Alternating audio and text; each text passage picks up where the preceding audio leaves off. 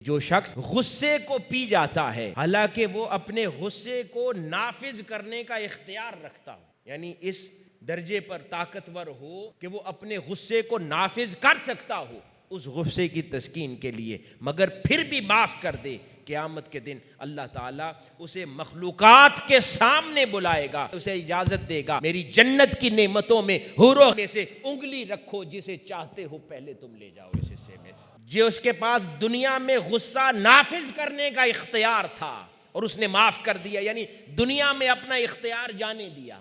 اللہ پاک اسے قیامت میں با اختیار کر دے گا۔ میرے ساتھ یہ جملہ دہرائیں، جو دنیا میں اپنا اختیار چھوڑے گا اسے اللہ پاک معاشر اور آخرت میں با اختیار کر دے گا۔ جو دنیا میں مرضی سے بے اختیار ہونا پسند کرے گا